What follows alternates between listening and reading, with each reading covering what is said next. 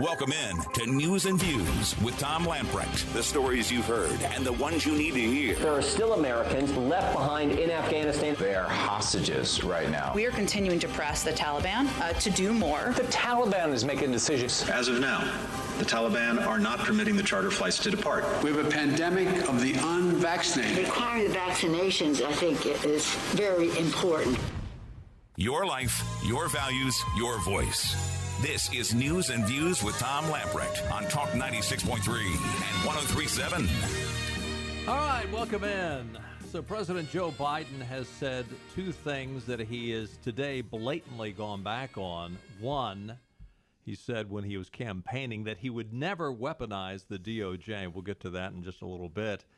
He also said in May of this year that he would never mandate either the vaccine or the masks. And as we speak, he is speaking on and the hints from the White House were that he was going to mandate both. Here is, and I don't know how long we're going to stay with him because Joe can be long-winded and confusing, but let's just eavesdrop on President Biden as he's addressing the Americans. Third, if you wonder how all this adds up, here's the math. The vast majority of Americans are doing the right thing. Nearly 3/4 of the eligible have gotten at least one shot, but 1/4 has not gotten any. That's nearly 80 million Americans not vaccinated. And a country as large as ours, that's 25% minority. That 25% can cause a lot of damage, and they are. The unvaccinated overcrowd our hospitals, are overrunning emergency rooms and intensive care units, leaving no room for someone with a heart attack or pancreatitis or cancer. And fourth, I want to emphasize that the vaccines provide very strong protection from severe illness from COVID-19. I know there's a lot of confusion and misinformation, but the world's leading scientists confirm that if you're fully vaccinated, your risk of severe illness from COVID-19 is very low. In fact, based on available data from the summer, only 1 out of every 160,000 fully vaccinated Americans was hospitalized for COVID per day. These are the facts. So here's where we stand. The path ahead, even with the Delta variant, is not nearly as bad as last winter. But what makes it incredibly more frustrating is that we have the tools to combat COVID-19, and a distinct minority of Americans, supported by a distinct minority of elected officials, are keeping us from turning the corner. These pandemic politics, as I refer to, are making people sick, causing unvaccinated people to die. We cannot allow these actions to stand in the way of protecting the large majority of Americans who have done their part. Okay. All right. We'll fade the president out here. He's basically prepping you to spring upon you his authoritarian declaring of he is going to encourage all businesses that are private with 100 employees or more to force their employees to get vaccinated. And what I understand is, too, that he will most likely be enforcing a mandate for all federal employees and anyone who gets a federal contract to be vaccinated. Now, what's interesting about this, he just said that 75% of Americans that are eligible to be vaccinated have been vaccinated. The CDC, what did you say, it was 40 million cases? It says 40.6 million. So almost 41 million people have had COVID. So if you take the 75% and the 41 million who have had it, basically that means that there's only about 15%. Now, I suppose you could have some carryover. You could have some of those 75% who have been vaccinated could also have had it. I've had it and been vaccinated. Okay. So let's say, but still, let's say 20%. We're talking about 20% of Americans that either haven't been vaccinated or haven't had COVID. What is herd immunity? I Did not Fauci say early on that if we get to 80% of those folks who have been vaccinated or had it, we'd be at herd immunity? And yet they still are insistent that you get it? And listen, people are walking off their jobs. If they haven't been vaccinated by now, then they're not going to get vaccinated. Now, I suppose you could put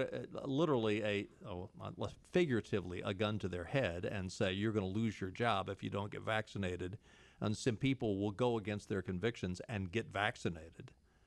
But listen, there is a nursing shortage now, and there are nurses and doctors walking off the job. Now, when you have now, granted, I understand there's a lot of medical professionals that have gotten vaccinated.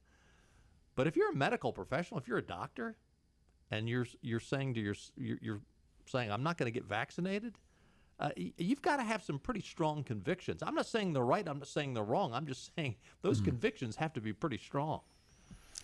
Yeah, you would think they would do a little bit more research than what you and I do, which well, they live it. Yep. Which that's not always the case, because I've read a bunch of studies, and I asked some people in healthcare, and they've never heard of them. Which I guess they got their hands full with everything else, but anyway. But just in May, the president said that he would not ever propose a mandate for either the vaccination or for masks. I don't know if he said he couldn't do it, but he said he shouldn't do it. He didn't have the authority to do it. Buck Sexton, who is one of the two filling in for Rush Limbaugh and the old Rush Limbaugh show, he had an interesting tweet today. He said, there are over 200 million Americans who are vaccinated, and daily cases right now are 300% higher than they were a year ago when there were 0 people vaccinated. Fauci and the lockdowners don't even attempt to explain why. Why? That's a great question. Why? Why do we have so many? And again, as we just said, 79% of the Americans are vaccinated, and then you have a good number of others who haven't been vaccinated but who have had COVID. So why are the numbers so high? And the president just said in his speech, the part we just played, he just said, get the vaccination and you won't get COVID. And that's not true. That's not true at all. And healthcare professionals and, well, really politicians that claim to be scientists and healthcare professionals, they will say that if they're painted in the corner, but they constantly berate people like, okay, you cannot do this because you're not vaccinated, because you're spreading the virus. The data's there. Right. The vaccinated and unvaccinated are spreading the virus. It's just that, generally speaking, the vaccinated people are not going to the hospital. Right. Your symptoms are extremely reduced if you've been vaccinated and you get COVID. But you're still spreading it. And that's basically true with, I think, with any vaccination. One of the stories that we talked about a month or so ago, one of the NHL hockey teams was, they had all the guys vaccinated for measles, and yet they were still, well, all the guys weren't vaccinated for measles because there was a couple of guys that got measles from the vaccinated players. Why? Because the vaccinated players had it, but they didn't show any symptoms because they were vaccinated, but they still got it and they still spread it. And that's what's happening right now with COVID. So why, again, the president has spoken, and we'll find out in one of the breaks exactly what his proclamations are. But again, it looks like he is going to force anybody that works for the federal government, you'll either be canned or you'll get the vaccination. That's what he's coming out with. Yeah, he called it the pandemic of the unvaccinated. Yeah, and it's just not so. It's the pandemic of the vaccine. And listen, I'm not blaming the vaccinated people, but it's a false narrative that he's sharing. You're going to get the vaccination. It's still going to be spread. And quite frankly, the way it's going to be stopped being spread is the people getting it.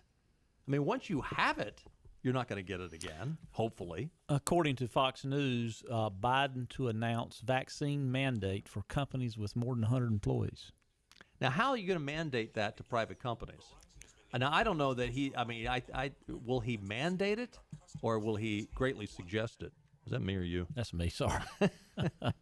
Well, it just says mandate, so I don't know if they, sometimes the news media gets the details of his speech before he does it. So. Andy Biggs of Arizona, Representative Andy Biggs of Arizona, said not only is Biden going to force all federal employees and workers to be vaccinated, but he is demanding employees who do business with the federal government be vaccinated. This is an assault on individuals' freedoms and livelihoods. We must fight this. Now, again, Supreme Court going back to, I think it was 1906. Which plague would that have been? The Supreme Court ruled that the government could mandate a vaccination, going back over 100 years. Will that stand? We'll see. Yeah, it says here he will mandate for employers with over 100 employees will be mandated or test employees. Or test weekly. Okay. Well, at least the private enterprise has a choice. Now, the federal government workers, I don't think they have that choice. But this whole approach of the way they're approaching people that are unvaccinated, hadn't had COVID, unvaccinated. Like you said, people that have decided not to get vaccinated, they would have gotten vaccinated by now. By now, they probably will not. But you can best assure. I mean, it's just like a defiant child. If you tell a defiant child 10 times to stop doing something, on the 11th time saying it louder isn't going to make them do it. They probably should educate people a little bit better instead of demanding and requiring and forcing and using those kind of words. That's not going to work. Yeah. By the way, the Daily Caller has an interesting article out today, which is sort of a follow-up of what we were talking about yesterday. The United States and Chinese researchers funded by Anthony Fauci's National Institute of Allergy and Infectious Diseases created the Wuhan virus in the lab. And basically, they managed to take this virus and made it 10,000 times higher in the viral load in humanized mice than the natural virus that it was based on. Now, this is well beyond my pay grade. Is that considered gain of function, I guess? Yeah, exactly. Gain of function by 10,000 times. And you wonder why people are dying of it? I caught another tape of when Fauci testified before Congress and Rand Paul was drilling him. And Fauci was very disrespectful, raised his voice, pointed at said, him. You are the liar. You are the liar, and you don't know what you're talking about. And his self-righteous smugness just makes me sick because he's been wrong about every single thing from day one. I remember watching the television the night he said, and just shook his head, this is not going to be a problem in the United States, talking about COVID. Yeah. He does not have a freaking clue. He has got to be the worst overpaid employee in America. Well, he either doesn't have a freaking clue or he is guilty as sin, and he's trying to cover his butt. Well, I think that's probably it. Little misdirection as Democrats are so good at. Yeah. Mike in Havelock is on the phone. Hey, Mike, how are you, sir? Hey, Mike. Good evening, gentlemen. Couple things. I seem to remember last year when Kamala and Hyden Joe said repeatedly that they wouldn't take that Trump virus. Now, yep. I don't think that Pfizer, Moderna, or Johnson & Johnson have come up with a new virus or a new vaccine since January 20th. So now they're saying everybody's got to take the vaccine that they said that they wouldn't take. And one other point, I saw a thing, and I don't normally watch him, but this was actually quite telling.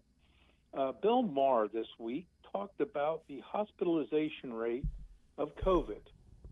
Now, this is Bill Maher's number, who's a known conservative, okay? Now, whoa. Bill Maher is no conservative. Whoa. Bill Maher is not a conservative. That's sarcasm. Okay. All right. Okay. I thought that was a little tongue-in-cheek. He's a known conservative. He's out there with the rest of his tinfoil hat wearers. And he was saying today, blasting, or I guess it was on a show this week, blasting the leftist liberal news media because, according to them, the hospitalization rates with COVID are 50, 60, 75%. Do you know what the actual real hospitalization rate of COVID is? Well, you've got to be very discerning when you hear those reports, because the actual rate of people that have to go to the hospital and be admitted into the hospital because they have COVID, that rate. The actual number, I don't know what that number is, but they fudge the numbers because they're running out of nurses. Percent of cases. Say that again, it's Mike. 1 to 2. It's 1 to 2% of the total cases. Actually, of the COVID cases, actually have to go to the hospital. All right, you're more likely to have to go to the hospital for the flu than you are for COVID-19. Interesting. Then it also came out this week, more of the stuff, if you want to talk about the illustrious Dr. Fauci. Dr. Fauci funded the Wuhan lab to make a weaponized virus of the coronavirus. Yep. They can call it gain of function all they want. They were making a weapon, and they did, and the Chinese released it. So Dr. Anthony Fauci is the person in the United States who is to blame for COVID-19. Yeah, he's certainly helping the from the frickin' mountaintops. Yeah. He authorized the funding for the creation of the virus. That virus that we have running amok now does not exist in nature until he funded the creation of it. Yeah, and Mike, after this week, the release of the emails and other information, I don't think anyone can dispute. I mean, I think Dr. Fauci will be very careful before he goes back to Congress anytime soon to testify. Because I don't think he'll ever go back to Congress. I don't think that anything's going to happen to Anthony Fauci. Just like nothing happened to Hillary Clinton, just like nothing happened to Hunter Biden, just like whatever the cabal is that's pulling the strings on Joe Biden, is nothing's going to happen to them. Because if anybody has the idea that Joe Biden is the president of the United States, that he's actually making any decision, no. Yeah. He's sitting, as soon as they shuffle him off the stage, they put him in his little room in front of the TV. Heck, he said he said that he watches 3 to 4 hours of TV a night. He said that. I hear you. After he gets his butt wiped. Mike, we got to run. Stay with us. More news and views coming up. And we're on location at one of my favorite places in the whole planet because this is some of the best food you're ever going to eat in your life.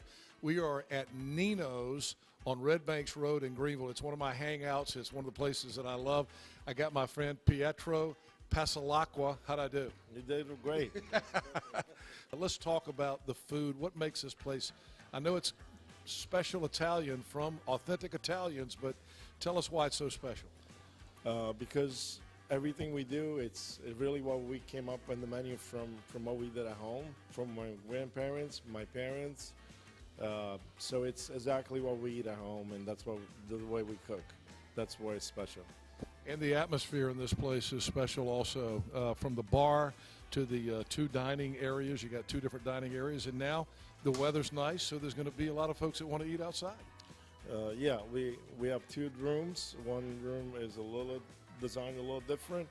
We're also working on the patio to make it more attractive and more useful in the summer with a cocktail service. And we're always improving our services. And, of course, my friends here, my buddy, Chef Massimo, who I love, and Sal and Pietro, you guys do a great job here. Not just Italian, but I had a great pork chop here the other night. You got great steaks, too. Mm-hmm. Yes, we're also adding filet mignon in the future on our menu. And Massimo is coming out with a really good side dishes for it.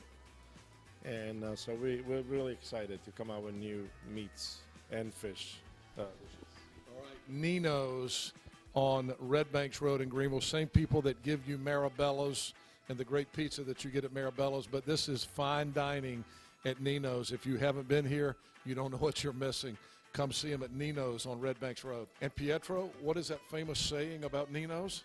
The food that you enjoy with people that you love. Top Dog Academy is Eastern North Carolina's complete dog training facility. Top Dog provides an excellent environment for dogs of all ages with training services and work week daycare.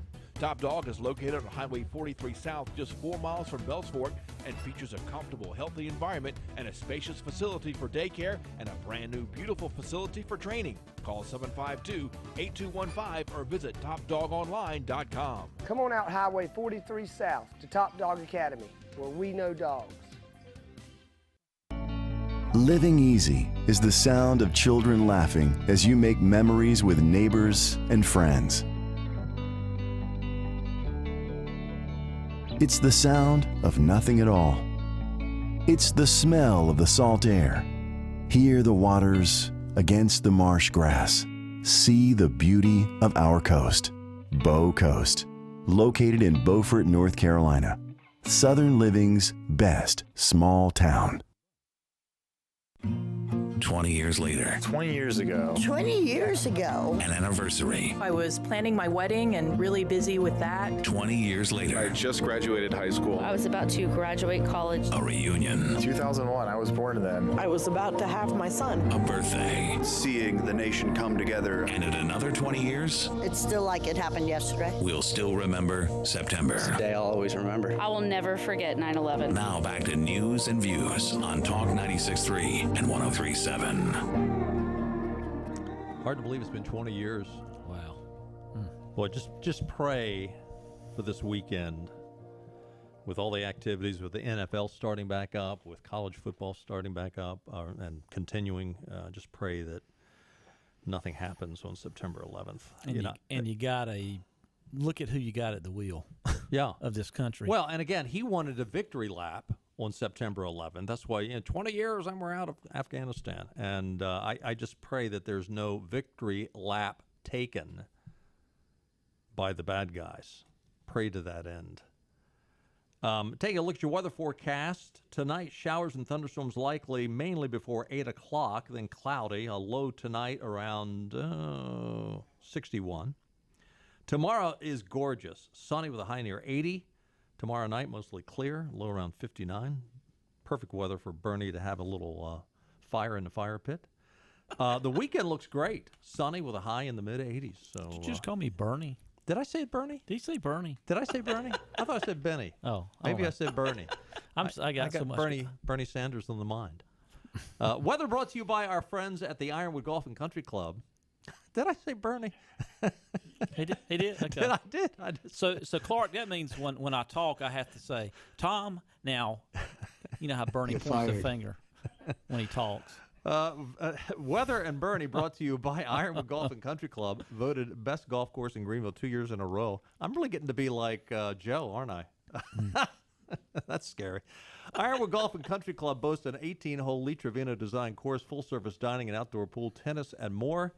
Their newly renovated 15,000-square-foot clubhouse is the perfect place to make new traditions with your family. For a limited time, join Ironwood, pay zero initiation fees. Give them a call, 252-752-4653. Find out what makes us the best of Greenville, 252-752-4653. Be a part of the best Ironwood Golf and Country Club. By the way, we are going to play political trivia. It's been a couple of weeks since we played. We'll play in a little bit. The Federalists had a good take on Joe's major speech. And by the way, he's back on there. He's still talking. Last we checked, and he was talking about all the different money he wants to give away to everybody and businesses. And, he's Santa Claus. And, we'll just make sure that, as Bernie said during the break, Benny said during the break, that, this is the beginning of guaranteed income. Yeah. And it is. I mean, they'll continue to give it away. And then when Republicans come in and say, we can't continue this, they're the bad guys. You can't stop it now that we're living. We're expecting it. It's the old story. If you come up and knock on somebody's door every day for 6 months, knock on the door, they come to the door, and you hand them $10 and say, I just want to give you this $10. I like you. Here's $10. And at the end of 6 months, you stop going to that house and you go to the house next door and knock on their door and say, here, I want to give you $10. The guy at the first house comes out and says, hey, where's my $10? And that's exactly what they're going to do. But the Federalist, in talking about Joe's major speech, And we talked about this a couple of weeks ago. I actually beat the Federalists to it, but this is exactly what Obama used to do. Well, come out with a major speech, a major announcement. Now, Obama did it almost every day. Joe does it about once a week. Comes out with a major speech to take the focus off the bad news that he has created in the last crisis. And, I mean, we're living from crisis to crisis, whether it's the southern border, whether it's his response to COVID, whether it's Afghanistan, you name it, whether it's the economy, whether it's inflation. We'll keep the circus going. It's a three-ring circus. Don't look over here. Look over here. Yeah, let's don't talk about the Taliban and their business-like approach. Can you believe that? governing. By the way, do you have that clip? That's a Peter Doocy clip. Peter Doocy, listen, when Peter Doocy took over as the White House correspondent, my first reaction was, they're going to put this young kid there? I mean, Peter Doocy looks like he's a great guy, but he looks like he just got out of high school. But he is kicking butt. He is the only one of the White House regulars that are reporters that are actually doing journalistic work. I had confidence in him. I remember when he was an intern at Fox, when he was still in college. I was like, this kid's got talent. And he's taking after his daddy. And he followed he was the lead correspondent during the election for the Biden campaign. So he followed Biden all through the primaries. And drove him nuts, too, fortunately. So, but anyway, he asks Psaki about, okay, you guys came out earlier today and said that the Taliban were professional and businesslike? Can you explain a little bit more about why the White House in a statement is calling the Taliban businesslike and professional? Well, I would note that in that statement, what we were announcing was the fact that a Qatari Airlines flight successfully landed in Qatar with American citizens, legal permanent residents, and Afghans on board who joined us in our fight over the last several years. We wanted to note that the Taliban was cooperative in facilitating the departure of these American citizens and legal permanent residents from HKIA. We promised we would get American citizens out. We promised we would get legal permanent residents out. We promised we would get our Afghan partners out. And we promised we'd press the Taliban to get them out. And that's exactly what we did. But you're saying the Taliban is businesslike and professional. Their interior minister has an FBI wanted poster. He's got a $10 million bounty on his head. What's the business? We are here to celebrate the return of American citizens who wanted to leave Afghanistan, of legal permanent residents, of Afghans who fought by our side, to Qatar successfully on a Qatari Airlines flight. And in order to get those people out, we had to work with some members of the Taliban to press them and to work in a business-like manner to get them out. That is what we were stating in the statement. And in that statement, it says this is a positive first step. Towards what?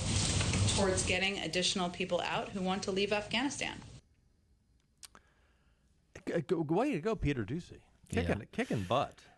You know, I've followed the press conferences with Jen Psaki for the last 3 or 4 days, and little by little, it seems like there's one more reporter each day that's starting to challenge Psaki on some issue, whether it be Afghanistan, the virus issues and administration issues of how they're fighting that. I think pretty soon Psaki's job is going to be a lot tougher than it is right now. I think it's like every day you're seeing another reporter fall. Said, okay, here's one that's actually doing some journalism. Yeah. Well, you wonder, are they looking at Peter Doocy and saying, he's saying it, maybe I can say it. And he seems to be getting a lot of notoriety. I mean, his questions, in some cases, a number of other publications, internet services, and other cable networks are picking up what he's saying and running with it. By the way, I do want to say, now, assuming this information is correct, because it's coming through the Biden administration, but at least this is a partial answer to our prayers that the Taliban did let at least one flight out. I don't know if they let them all out or not. The information coming out of Kabul is not overly detailed, but we know that there was at least one flight that landed safely in Qatar. Now the question is, though, okay, have the people that got on the flight, were they properly vetted? And now that they are in another country, before they get to the United States, they really need to be vetted. Well, there's some reports out today that there's some bases where people are they're Ubering out. They're just calling Uber and just leaving the base. So, I mean, we don't have any idea what's running around out there. The funny thing, back to Peter Ducey real quick. Yeah. The funny thing, if for our audience that didn't see that press conference, he actually held up the wanted poster, the FBI wanted poster with the Taliban's. That's what the Interior Minister is, one of the top 5 guys in the Taliban, right? In the Taliban Afghan administration. He actually held it up, the wanted poster. I thought that was pretty good. But of all the things you could have said, they come out and they say they have shown flexibility. They've been businesslike and professional in our dealings with them in this effort. This is a positive first step. I mean, really, I think they're just bending over backwards to avoid the truth, which is this group are religious, dangerous, jihadist zealots, and they do not run by the same quality of life or rules of engagement, or they come out and say, "Wow, if you want to be a part of the community of nations," they don't want to be a part of that. Heck no. 561-8255. Let's go back to Havelock. Joe's on the line. Hey, Joe. Hey, Joe. Hey, how are you doing today? Doing well. Good to hear from you. Yes, sir. I'd like to make you a comment about the mandates of federal workers, contractors, and the military getting vaccinated. I'm a retired federal employee. I was a Marine. Thank you for your service. Thank you. Thank you. You're welcome. As a Marine, if I'm ordered to take that vaccine, I'd have to do it. I understand that. Right. I've been stuck a lot. Right. Over the years. Yeah, you don't ask, do I have to? You just roll up your sleeve, you get stuck, and they send you to some part of the world in which you needed the vaccination for. But here's my observation. Well, we got all these unemployed drawing this unemployment. We're getting money from the government. They're government employees. Are they going to be mandated to get stuck?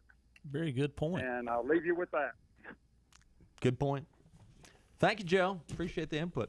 Hey, we're going to take a timeout. We come back, we're going to play a little political trivia. So give us a call, 561-8255, 561-8255.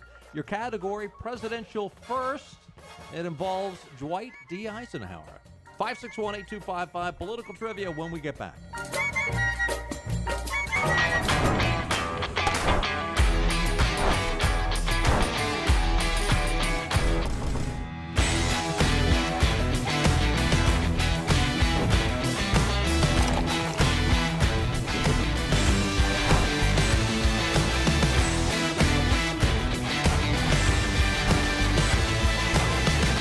Break the chain. Eat local. Tiebreakers. Hey, this is Hank Hinton back here at Full Service Flooring in Winterville. I'm here today with Corey Little, who's the operations manager here at Full Service Flooring. Corey's been here 6 months, but you've been in construction a long time. Tell us about what you do here at Full Service Flooring.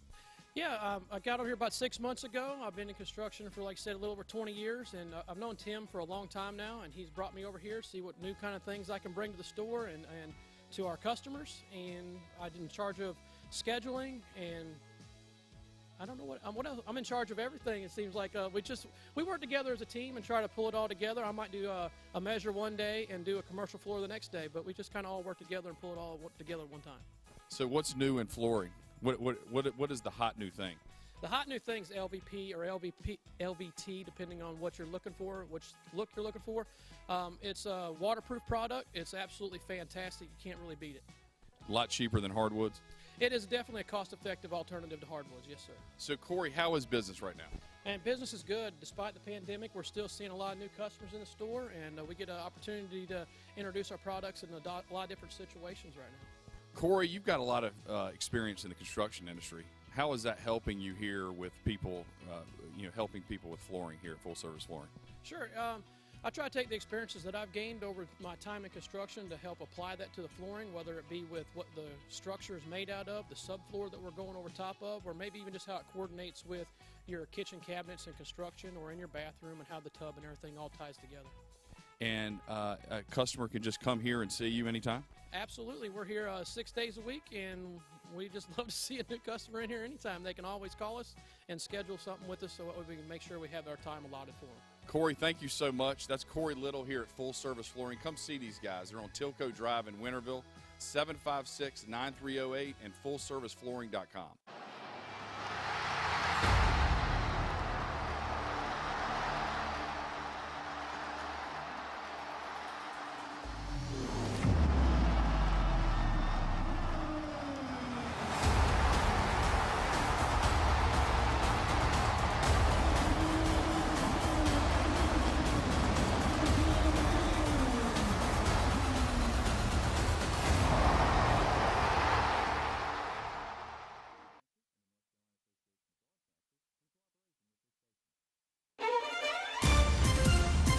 All right, political trivia back after a couple of weeks' absence. It is a category of presidential first. Your prize package includes a free oil change for your car or pickup at Dave Davis's East Carolina Chrysler Dodge Jeep or at Washington Chrysler Dodge Jeep Ram.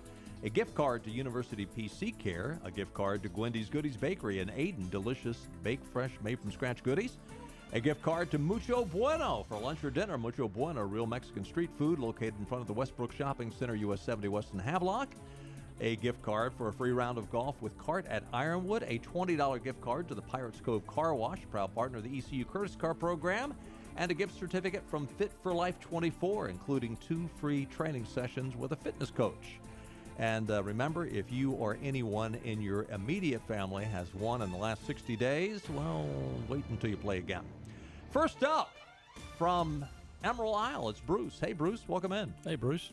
Hey, hello there. I'm ready. You ready? I'm All right, let's do it. Okay, here's your question.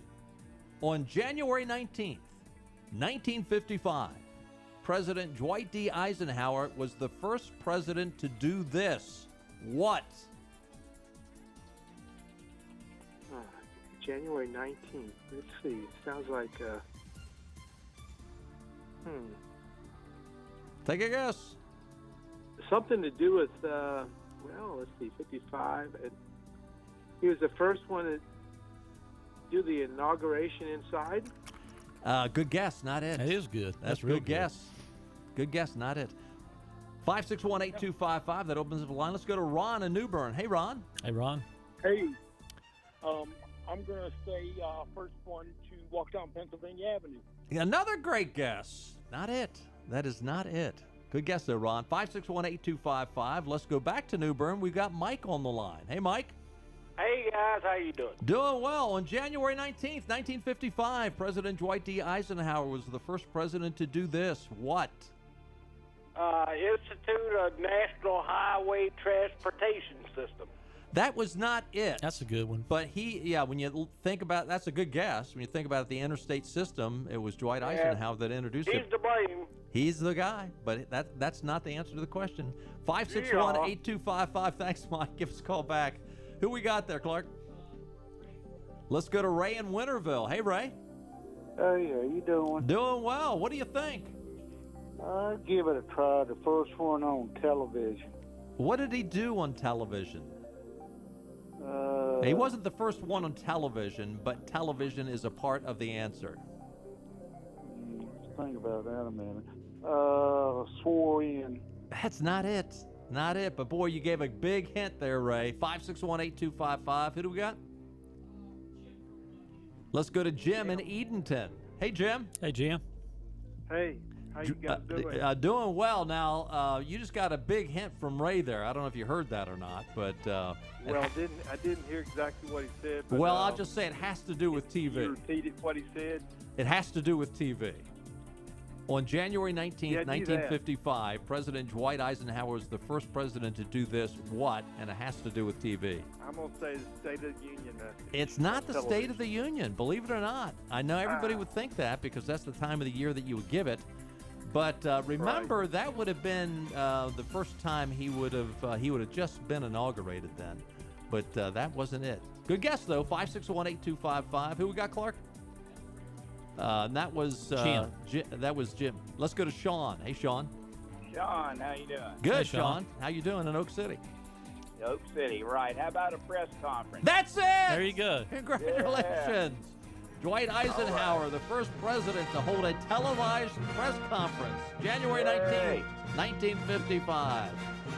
All right, congratulations, Sean. Hang on the line, and Clark's going to get all your info. We've got a bevy of gift certificates we'll get off to you. Thanks for playing, everybody. It was Benny and I'll be right back.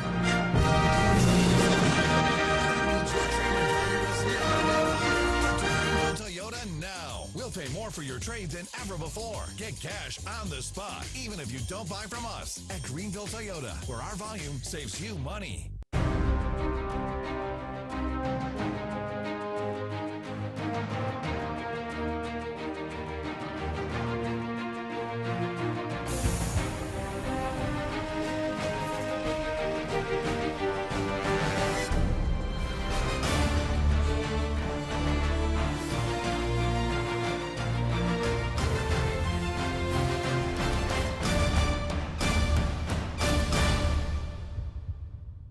Air Service is back at Pitt Greenville Airport, offering safe, clean facilities and flights from American Airlines. That means the short commute, quicker lines, and better prices that get you where you're going fast and easy. See it for yourself. There's great things inside at Pitt Greenville Airport.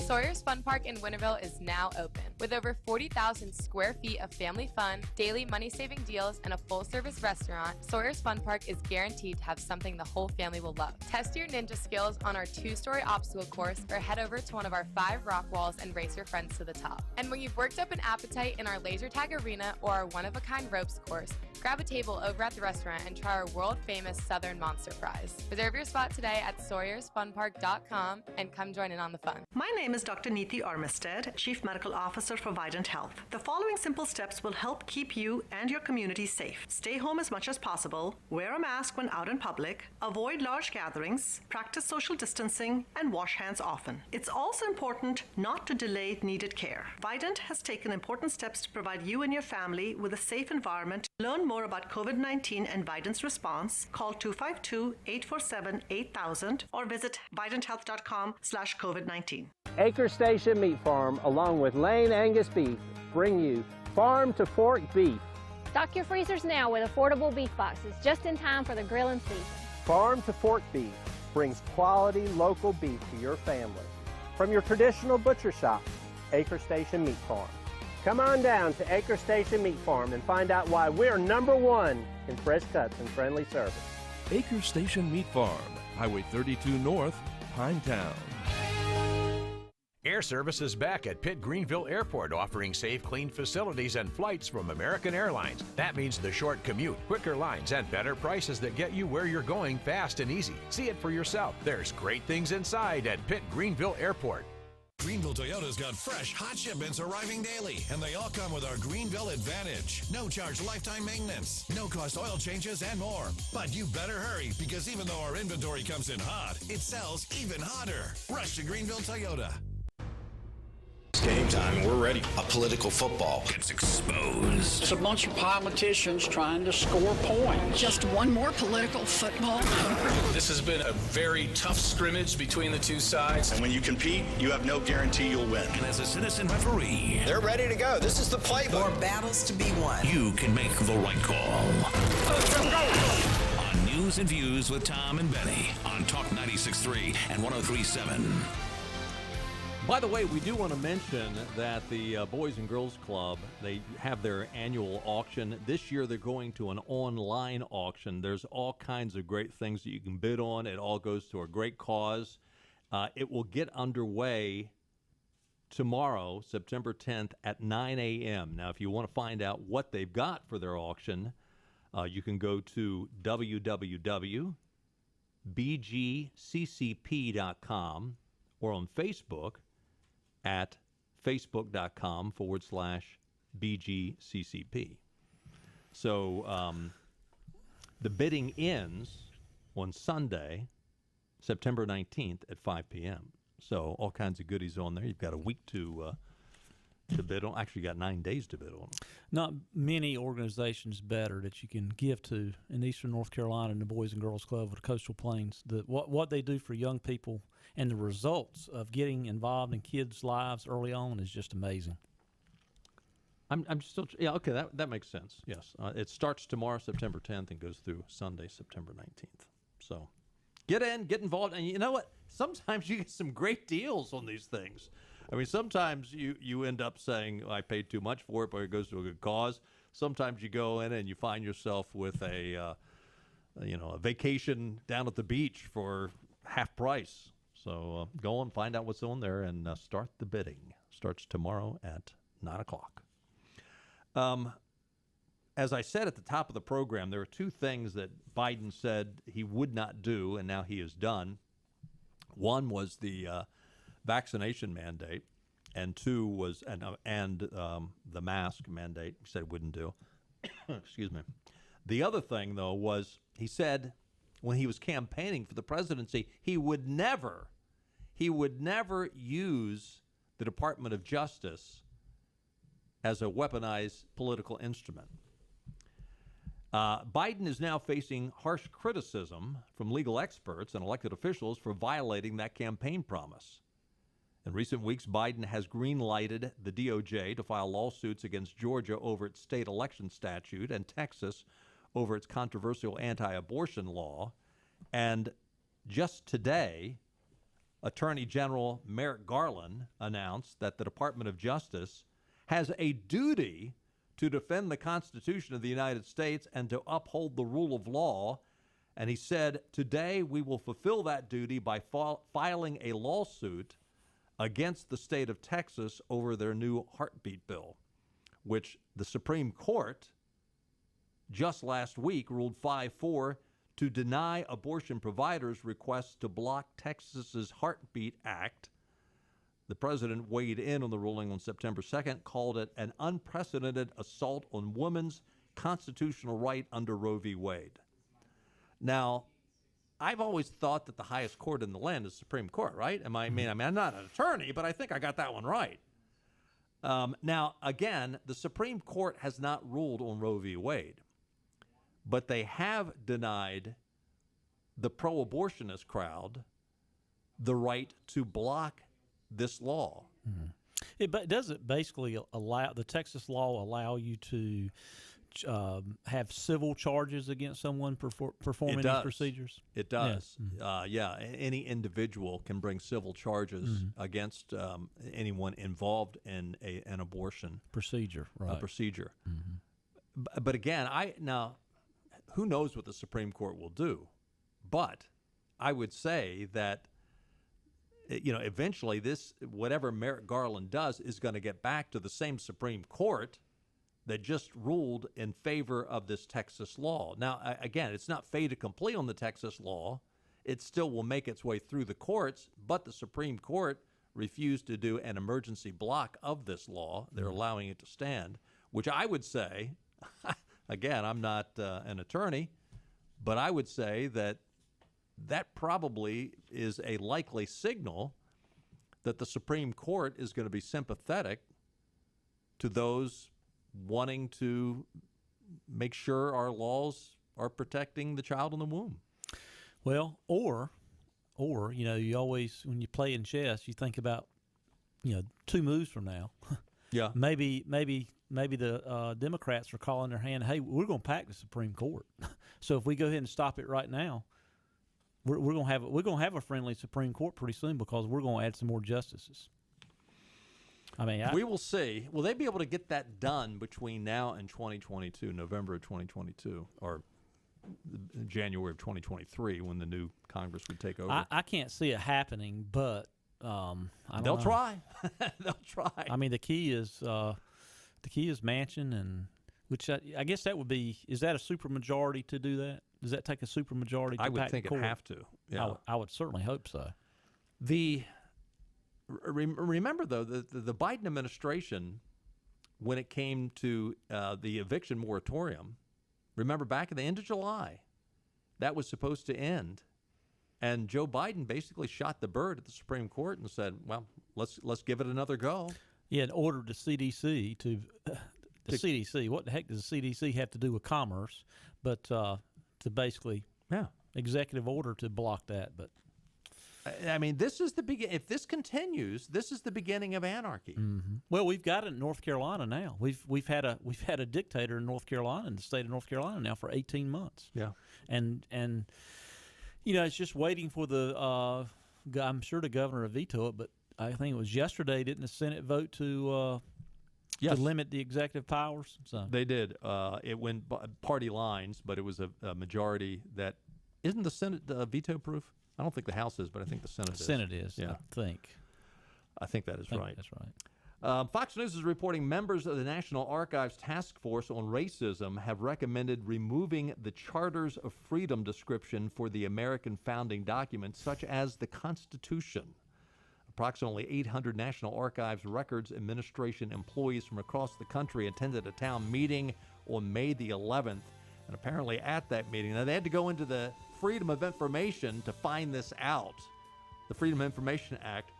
But there are members of the National Archives Records Administration, I'm not saying it's the majority, but there are spokespeople in there that basically want to call our founding documents racist documents. I would just say, and they were saying that it didn't protect everyone. We've had to go through some gyrations over the decades since we've been a country, but I would say right now those documents have given all people liberty and the right to pursue happiness. All people, except for maybe the baby in the womb, but everybody else, you're covered. Hey, we're going to be off tomorrow. Some football stuff gets started, and we'll be back on Monday. We'll see you then. Bye-bye, everybody. All right.